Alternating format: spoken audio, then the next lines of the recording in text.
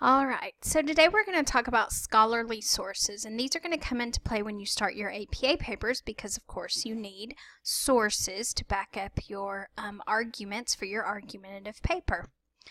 A scholarly source can also be referred to as an academic, peer-reviewed, or refereed.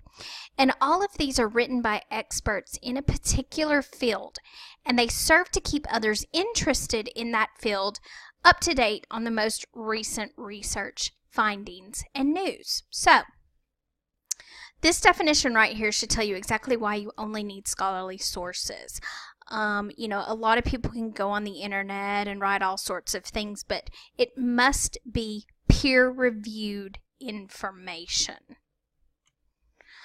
All right, so you may ask, what is peer review then? Well, when a source has been peer reviewed, it has undergone the review and scrutiny of a review board of colleagues in the author's field.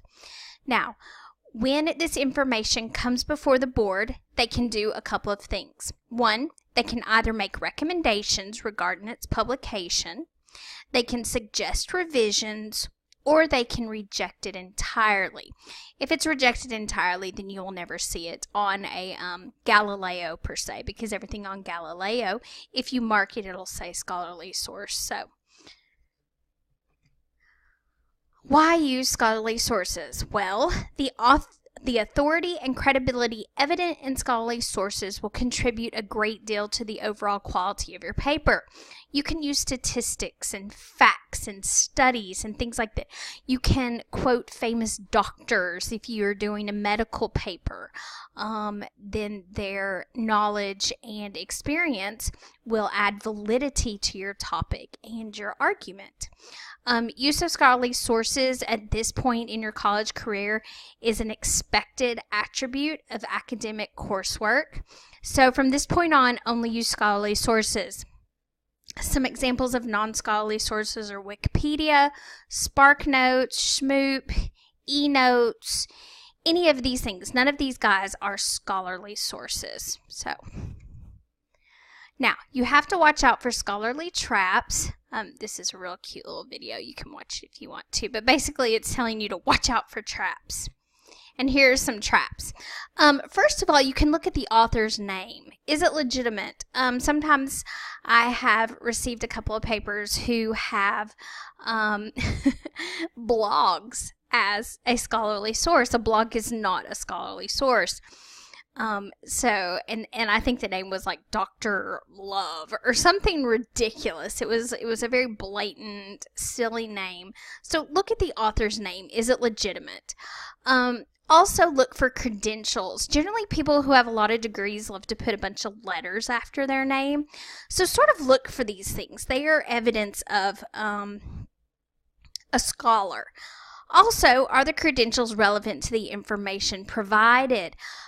You may be writing a paper on, I don't know, maybe the controversy between using pig valves to replace the mitral valve in the heart. You may have a doctor that you want to quote. However, if that doctor is a dentist, then their credentials really aren't relevant to the information provided. So even though they are a doctor, they're a dentist, not a cardiologist. So you need to pay attention to that. Also look at the content of the article. Why is the information being provided or the article written? Are sources biased? You have to think about who wrote it. If you're doing a gun control paper and all of your sources are from the NRA, well, that's a very biased paper, so you can't do that. Within that essay, did the author cite their sources? That's another good way to see if a source is scholarly. Are there references to other writings on this topic? Also, charts, graphs, tables, bibliographies, are these included? You'll remember in our Ethos, Logos, Pathos that Logos is the strongest of the classic persuasive appeals. And all of these charts, graphs, tables, and bibliographies play into that. Next, are research claims documented, and are conclusions based on evidence provided? So these are good ways to make sure that your sources are not fake. Another thing, look at your publisher. Who is the publisher of the information? Is it an academic institution? A lot of these will be college presses like Yale, Harvard publisher, things like this give you hints that it's a scholarly source. Is their purpose for publishing this source evident? You know, why are they doing it? Then you can move to your audience. Who is the intended audience of the source? And is the language geared toward those with knowledge of a specific discipline, or is it the general public? Unless you are just one of the TipTalk experts, you probably don't need to get a hold of a paper that uses a higher level of vernacular, something that you wouldn't understand. So you really do need to look for sources that are geared more towards the general public, the language, the terminology, that sort of thing, just so it's more manageable for you to deal with. And then also look at timelines. Is the date of publication evident? This is especially important if you're doing a medical paper, because you know so many things change in the medical field. And also, is currency of the information crucial to your research? So if it's something that needs to, or something that's changed dramatically, like for example, the whole vaccination/autism. So you need to make sure that your timeline is going to work for your topic. Here's some additional tips for evaluating your sources. It just gives you some tips on the books, the articles, websites, that sort of thing.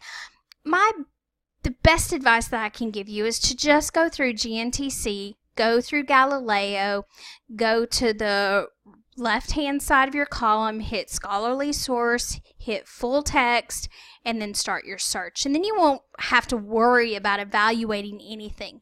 You'll automatically have your scholarly sources. But just in case you decide to go rogue, make sure you read through these tips for evaluating sources so you do not have an unscholarly source on your paper. All right, so evaluating sources is an important skill. It's been called an art as well as work, much of which is detective work. So you have to decide where to look, what clues to search for, and what to accept. And hopefully in this Google Doc I've given you some good direction to sort of help you. The temptation is to accept whatever you find, but don't be tempted. Don't do it. Learning how to evaluate effectively is a skill you need both for your papers and your life. It's okay. So get out there and find scholarly sources.